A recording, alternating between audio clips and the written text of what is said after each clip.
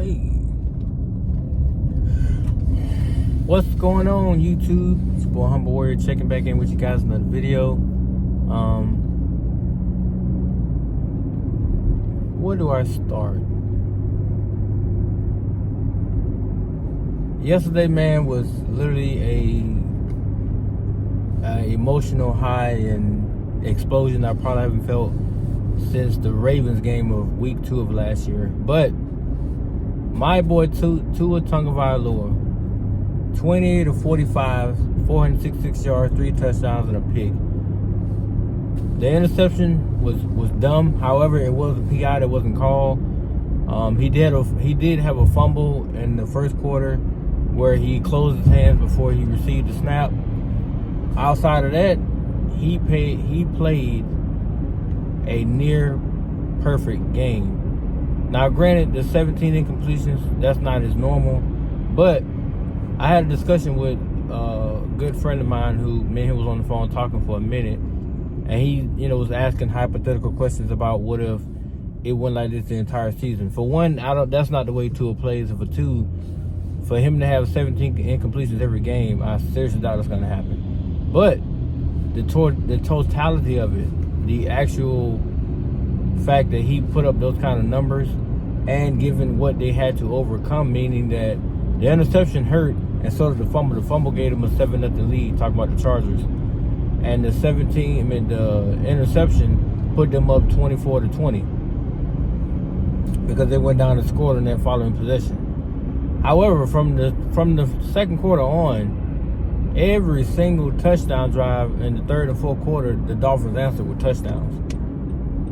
That's the way it was. There was no, I think they had like 1 or 2 3 and outs, I believe it was. Yeah, 1 or 2 3 and outs. Outside of that, it was touchdown drives. Mostert got 1, Tyreek got 2, Crabbe got 1 himself. So that was 3 touchdowns by Tua, which accounts for 21 points. So the other touchdowns came from rushing, and we had 2 field goals. So 2 field goals, which is 6 points. Rushing touchdown, 13 and 20. Yeah. So that's where the points came from. But if for 1 second, because my boy was like, well, the numbers were empty. There was no way putting up those kind of numbers are empty. Now, granted, yes, the 466, the 2 turnovers took off 14 points off the board. They did. But given all that he did put himself through, every single time he faced adversity, he responded. The fumble in the first quarter on the 6-yard line, when the Chargers went down to score, he went back down to score. The interception that he threw to J.C. Jackson, the very next possession they got, he went right at J.C. Jackson for a touchdown. Right over the top of him. Matter of fact, he froze Derwin James with his eyes and looked over, his head snapped to Tyreek, and he let the ball go. And Tyreek had a full head of steam releasing outside of J.C. Jackson, who the whole game Tyreek was releasing inside. So, to me, Tua played a complete game. It may not be the game people used to seeing in terms of him putting up, accuracy numbers, but he fought and he clawed, and he actually lifted the entire offense onto his shoulders, and he carried that team to that victory. The defense at the very end did step up. They made the substantial stops they needed to make to close the game. But if you think for 1 second that kid did not perform the way he's supposed to, I don't know what else to say to you. At this point, like I said, like I told my boy, they were waiting for him to fall on his face, because last year he got blasted through social media. Everybody came after him, and they kept saying, well, the Dolphins made the wrong choice. They drafted the wrong guy. He's not that dude. He's not that guy. He's not able to carry a franchise. He can't deliver in clutch moments. He couldn't beat the Chargers, who took away the middle of the field from him. Yesterday, most of his damage was done over middle, but he also did tremendous damage to the right. So it wasn't like he was just throwing directly down the middle of the field. No, it wasn't like that. The third and I think in 3rd and 10 play in the fourth quarter where he connected with Tyreek going down the right sideline, that was him rolling out the pocket. And now he actually didn't roll. He stepped up in the pocket, stepped up, threw the ball on the dot to Tyreek over the top of the corner and right in front of the safety before they got over to help. That was him showing you what he could actually do. What other play? The third and 15, I think it was 3rd and 15. Stepped up, got a face mask from Joey Bosa. Made the correct read to Braxton Berrios and made the pass and converted a critical 3rd down to keep the drive going. Morning. You too.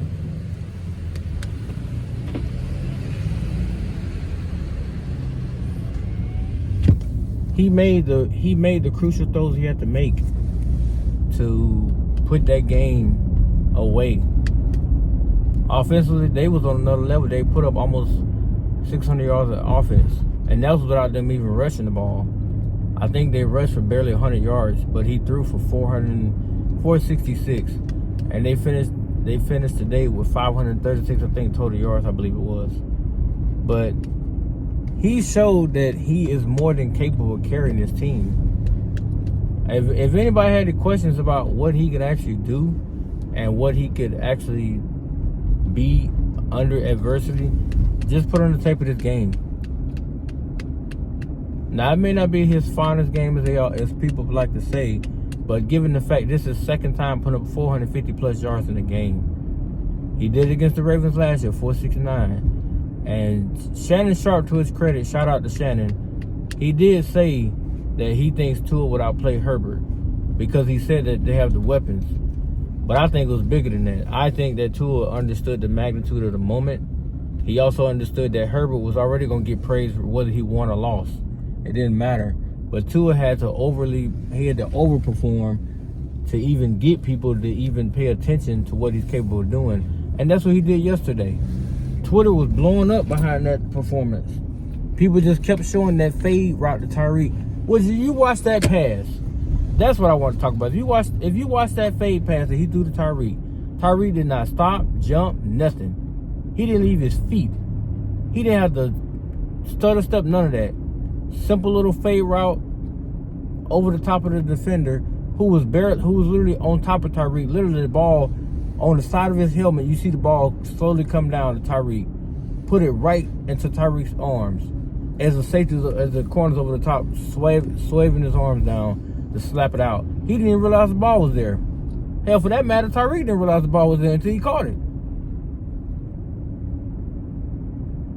That pass right there should show you exactly what that kid is all about. I've been saying it since he got drafted. All he needed was something around him.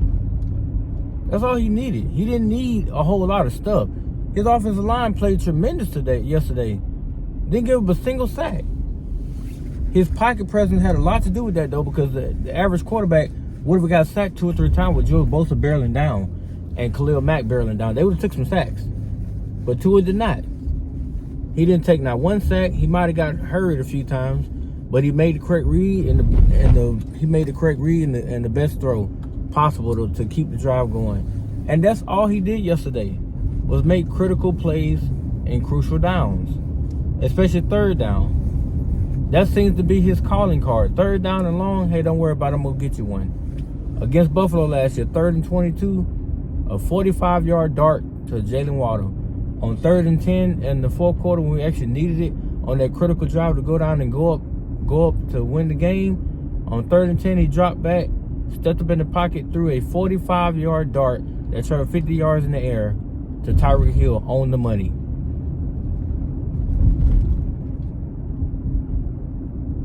And then a few plays later, a fade route on 3rd and goal to Tyreek Hill for the dub. You can't get much better than that in terms of the way he played. I don't know how much more people can ask of him. and they were projecting his numbers and what he's gonna do. I said I just wanted him to have a monster. I just wanted him to play like I know he can play. The kid is capable of putting up monster numbers. He just showed it yesterday. I'm not expecting 400 yards a game. That's unrealistic. But if he at least gives you 250 a game over 18 games, that's close to 4,000 yards in a season.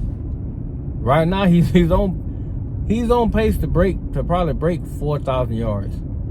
If he goes for like 300, 350 against New England, he's already at 700 plus yards in just 2 games. And God forbid he put up 4 touchdowns in that game. It's just me speaking hypothetically here. But God forbid if he goes off against New England as well. Then you're talking about, okay, well now who's going to actually catch him in terms of productivity? Because the closest person to catch him is Patrick Mahomes, who I think is going to rebound better than what he did week 1. But even now, Patrick Mahomes has an axe to grind because of what happened to him. And the fact that, pretty sure he saw Tua's numbers from yesterday. So now it's like, okay, I am a 2-time league MVP. But this kid over here in Miami now, I mean, look what he's doing. Tyreek is over here looking like a made man, but he's balling. So it's like, well then, hey, I gotta put it together a little bit here. Even though they don't have the same supporting cast, I think that Tua did a hell of a job yesterday, given the circumstances.